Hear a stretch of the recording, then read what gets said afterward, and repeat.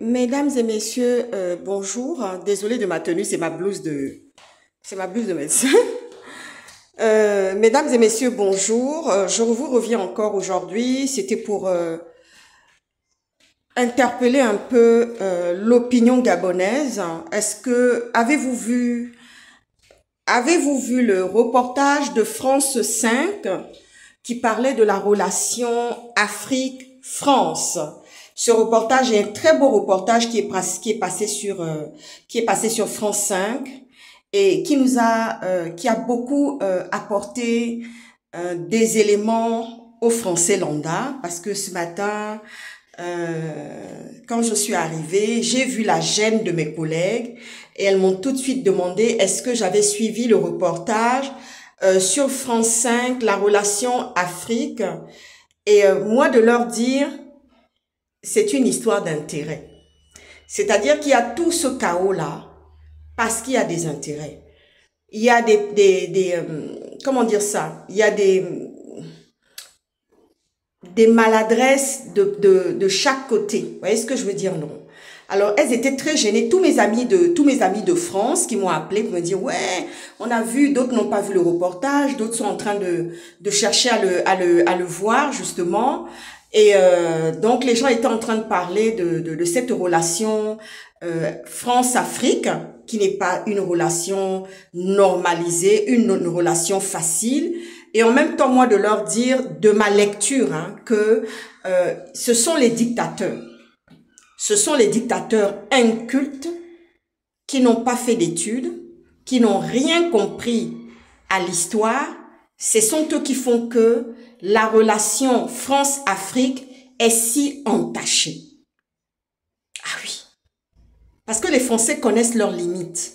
Les Français savent qu'ils ont des intérêts, mais ils savent aussi qu'ils ont en face d'eux des gens incultes, des gens qui ne savent pas négocier, des gens qui n'ont pas fait Sciences Po, des gens qui n'ont pas fait l'ENA.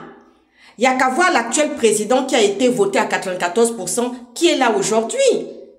Quand il y a des failles quelque part, quand on voit que tu es limité, parce que quand on voit que quelqu'un est limité, quelqu'un n'a pas fait des études, mais on peut te faire avaler n'importe quelle couleuvre, hein? On peut te faire avaler n'importe quelle couleuvre. Moi, je suis pas là, c'est pas la question de défendre la France ou les Occidentaux, mais c'est pour dire que il y a beaucoup de ce qui se passe, de ce qu'il y a dans ce reportage. Moi, de la lecture que j'ai fait de ce reportage sur France 5, c'est que les Africains n'ont pas su, parce que la période des Omar Bongo et des Titi Pointi, c'était pas des intellectuels. C'était pas des intellectuels, c'est des gens qui ne savaient pas négocier leurs intérêts en retour. Mais oui, parce que quand tu sais négocier un contrat, tu ne peux pas accepter tout et n'importe quoi. Vous voyez ce que je veux dire? J'ai senti de la gêne, beaucoup au milieu de mes collègues aujourd'hui, beaucoup en parlaient énormément. Je leur ai dit, mais écoutez, il n'y a pas que la France qui a des torts dans cette histoire, dans ce reportage. Il faut regarder aussi nos dictateurs. La France profite des failles qu'il y a en Afrique. Les failles du fait que les dictateurs qui viennent là, les gens qui sont là, ce sont des gens qui ne sont pas éduqués. Ce sont des gens incultes. Il n'y a qu'à voir la panthère aujourd'hui. Comment la panthère est en train de clochadiser, de mettre des gens dans les rues, de les laisser dans les rues sans rien.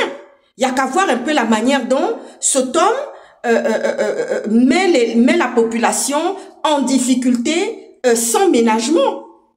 Vous voyez ce que je veux dire, non? Sans ménagement, on met une population à la rue, on la rend de facto, comment dire ça? On la fragilise, on la précarise de facto. Vous voyez ce que je veux dire? Cet homme a toujours été là. Cet homme a toujours travaillé et servi les intérêts de ses patrons. Il sait tout ce qui se passe. Et ce qu'il est en train de préparer, c'est de ruiner, c'est de détruire cette population. Il sait que la population gabonaise n'est pas énorme. C'est le grand remplacement qui a commencé par toutes ces démolitions, mais c'est tout Libreville qui va être démoli, hein. Il a envie de repousser les gens il est en train de pousser les gens dans leur dernier retranchement. C'est-à-dire, il veut que cette population-là aille même en province ou à la campagne ou dans leur village. Souvenez-vous de l'histoire de l'Ebamba. Allez-y à l'Ebamba. Allez-y chez vous.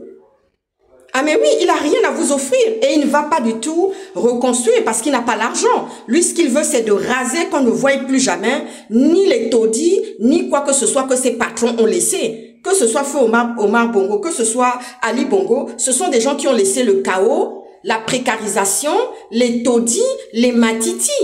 Lui, il vient, il casse. Alors qu'il n'y a rien pour remplacer justement. Quel est le remplacement? Quelle est la solution qu'il apporte à la population? Rien. Donc ce reportage, il n'y a que les intellectuels qui vont bien l'analyser et bien le comprendre. Moi, je l'ai analysé, je l'ai compris de ma manière. D'autres vont sûrement me rejoindre. Je sentais la gêne qu'il y avait aujourd'hui parmi tous mes amis occidentaux en disant, oulala, là, il y a des choses, nous les personnes lambda, il y a des choses qu'on ne sait pas. Je dis, mais oui, c'est pour ça qu'il faut respecter un peu les Africains. Nous, on a des dictateurs en face qui ne savent pas négocier. Vous voyez ce que je veux dire?